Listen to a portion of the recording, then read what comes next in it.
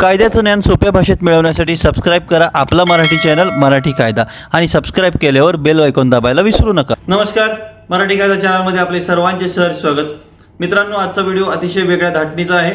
पत्नीकडून तुम्ही 125 जी पोटगीची केस नेहमी आपल्यावर पत्नी करत असते, पत्नीवर करत असते, त्याच सेक्शनद्वारे तुम्ही पत्नीकडून पोटगी घेऊ शकता का, पत्नीला पोटगी द्यायला भाग पाडू शकता का, या महत्त्वाच्या विषयावरचा आजचा व्हिडिओ आहे। आणि हा व्हिडिओ पाहिल्यावर मला नक्कीच माहिती आहे की तुमच्या केसेसमध्ये तुम्ही तो मार्ग स्वीकाराल आणि तुमची केस एका वेगळ्या लेवलला नेऊन कशाही करून तुम्ही ती केस जिंकू शकाल। त्यामुळे हा व्हिडिओ आजचा खूप महत्त्वाचा आहे। त्यामुळे हा व्हिडिओ आवडला तर त्याच्यावर कमेंट नक्की करा, शेअर नक्की करा आणि असेच महत्त्वाचे सगळे आपले व्हिडिओ पाहत राहण्यासाठी आत्ताच आपल्या चॅनलला सबस्क्राईब करा, कारण की पुढच्या महिन्याभरात या पुढच्या काळामध्ये आणखीन चांगले व्हिडिओ आपल्यासाठी येत आहेत, आणखीन चांगले व्हिडिओ पतिवर्गासाठी येत आहेत। त्यामुळे शेअर करण्यासाठी, व्हिडिओ पक्का मिळण्यासाठी आत्ताच चॅनलला सबस्क्राईब करा, म्हणजे आपण व्हिडिओला या सुरू करूया।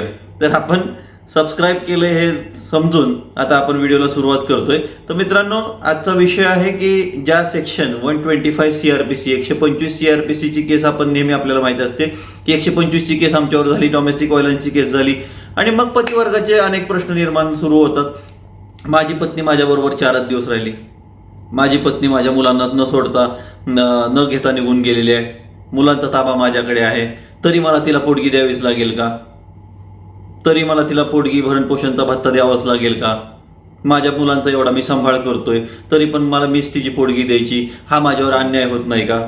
तर मित्रांनो, हा अन्याय होतोय किंवा हा अन्याय होत नाही हे फक्त आपण बोलून, वकिलांपाशी बोलून किंवा स्वतःच्या मनामध्ये बोलून, समाजात बोलून काही उपयोग आहे का?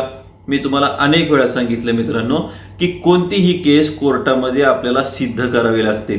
कितीही काही झालं असलं, समोर खून झाला असला तरी देखील त्या केसमध्ये एखादा समोर खून झालाय म्हणून असं कधी ऐकलंय का की समोर खुनी बघितलाय, खून बघितलेला व्हिडिओ आहे त्या खुनाचा आणि लगेच मग 2 दिवसात फाशी देऊन टाकली? आपल्या लॉमध्ये एक सिस्टीम आहे, एखादा गुन्हा दाखल झाल्यावर चार्जशीट दाखल होणं, मग ती केस चालणं, मग ते साक्षीदार येणं, मग ते फॉरेन्सिकचे साक्षीदार येणं, अशा अनेक विषय आहेत। त्याचप्रमाणे या पती पत्नीच्या विषयात देखील ती पत्नी आपल्याबरोबर नांदत होती की नव्हती किंवा काय असतं, या अशा अनेक गोष्टी सिद्ध कराव्या लागतात मित्रांनो। पण मग ज्या वेळेस मुलांचा ताबा तुमच्याकडे असतो त्यावेळेस मुलांचा ताबा साईडला राहतो आणि त्या पत्नीपुरती पोटगी तुम्हाला द्यावी लागते आणि त्यावेळेस तुम्हाला जास्त राग येतो, बरोबर?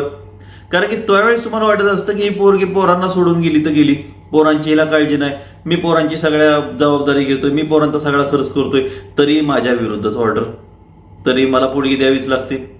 कारण याला तुमचं अज्ञान, तुमचं अर्धज्ञान, तुमचं हाफ नॉलेज कारणीभूत आहे। आता तुमचं अर्ध नॉलेज ह्याला कारणीभूत म्हणून मी माझा कर्तव्य सोडणार नाही किंवा मी माझा पल्ला झाडणार नाही, मी माझ्या व्हिडिओचं काम करत राहणार। मला किती धमक्या आल्या, किती काही गोष्टी आल्या, अनेक कमेंट्समध्ये मला शिव्या येतात तुमच्यामुळं, हा पतिवर्गामुळं मी खूप शिव्या खातोय, तुमच्यामुळं सगळ्यांमुळे शिव्या खातोय।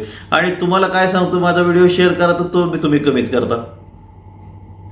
तुमच्यासाठी शिव्या खाऊन खाऊन दमलो, महाराष्ट्रातल्या बायकांच्या सगळ्या शिव्या खाल्ल्या, महाराष्ट्रातल्या बायकांच्या केसेस कमी यायला लागल्या माझ्याकडे,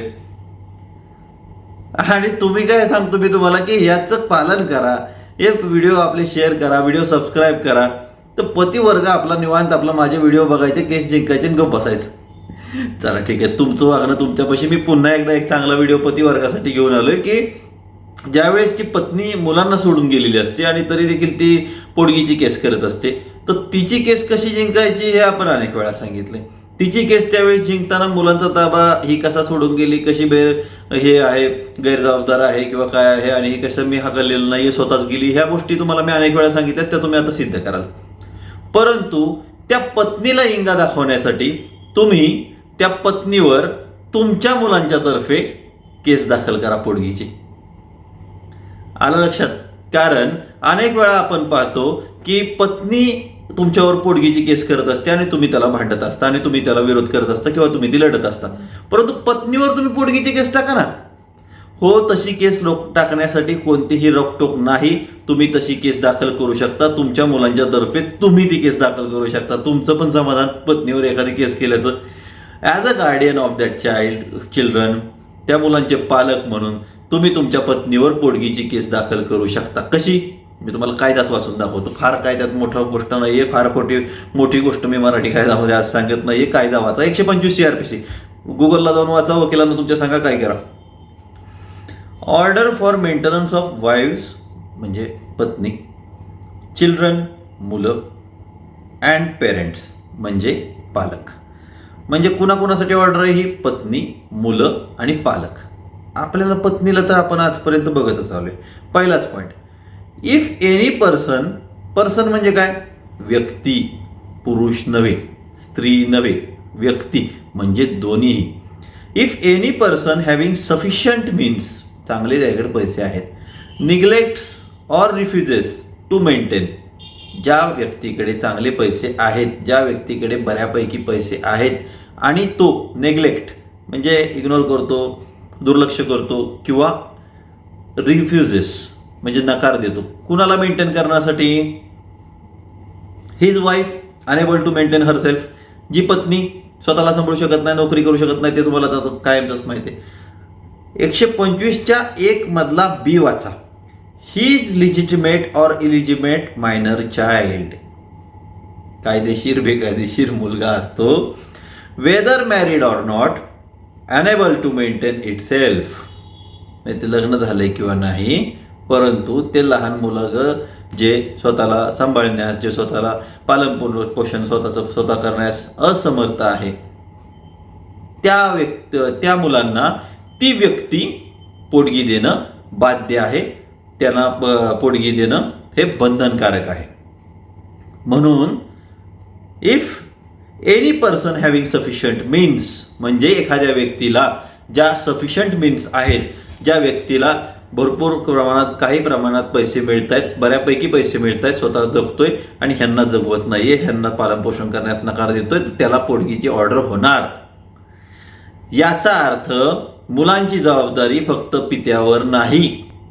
जरी पिता कमवतोय, जरी ती पत्नी कमवत असली तरी त्या मुलांचा पालनपोषण करण्यासाठी काही हिस्सा पतीकडून घेतला जातो.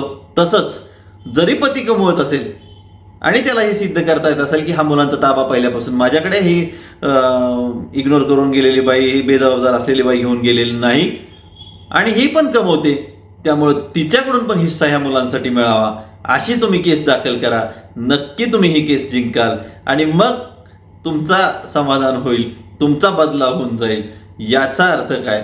आणि अनेक वेळा अशी केस केल्यामुळे मग तिला पण कळेल की अरे आता आपल्याला पण पोटगी द्यावी लागते. मग काय होईल? तुमच्या मनातला जो खरा इप्सित आहे किंवा खरा तुमचा जो उद्देश आहे अशा पत्नीपासून वेगळं होण्याचा, अशा पत्नीपासून घटस्फोट घेण्याचा, तो तुमचा उद्देश यथार्थी त्यावेळेस पूर्ण होईल. म्हणून तुम्हाला दुसरं काय करण्याची गरज पडणार नाही. अशी ही परफेक्ट केस आहे. एक केस से 2 केस का निकाल असा आहे. म्हणजे एका बाणात 2 निशाणी असं जे म्हणतो आपण, तसं एका केसमध्ये 2-4 केसेसचा एकदम निकाल, म्युच्युअलवर सेटलमेंट होईल आणि मग डायरेक्ट तुम्ही नांदा वेगळं भरे. तर ह्या असं या गोष्टी करणं किंवा ह्या अशा गोष्टीची पूर्तता करून अशा केसेस करणं हे महत्त्वाचं आहे. अन्यथा तुम्ही तुमच्या केस, देव जरी तुम्हाला खाली आला तरी तुम्हाला वाचवू शकणार नाही. म्हणून आपली केस आपण जिंकायची असते. केस एखादी खेळायची, केस एखादी करायची तर ती जिंकायसाठी करायची, उगाचच करायचे म्हणून केसेस करायच्या नाहीत. तर तुम्हाला उत्तर मिळालं. तुम्ही तुमच्या पत्नीवर पोटगीची केस दाखल करू शकता, फक्त ती मुलांच्या तर्फे. तुमच्या पत्नीला पोटगीची ऑर्डर होऊ शकते, पोटगीची ऑर्डर देण्याची होऊ शकते मुलांसाठी. त्यामुळं आता ह्या केसला मागे पडू नका, भरमसाठ होऊन जाऊ द्या आणि तुमचे मनातले उद्देश सफल होऊ द्या. चला, आजचा व्हिडिओतला विषय तुम्हाला समजला असेल अशी अपेक्षा करतो की तुमच्या पत्नीविरुद्ध तुम्ही पोटगीची केस त्याच सेक्शनद्वारे 125 CRPC दाखल करू शकता. पुढच्या व्हिडिओमध्ये आपण लवकरच भेटूया. तोपर्यंत मला आपली रजा द्या. जय हिंद, जय महाराष्ट्र.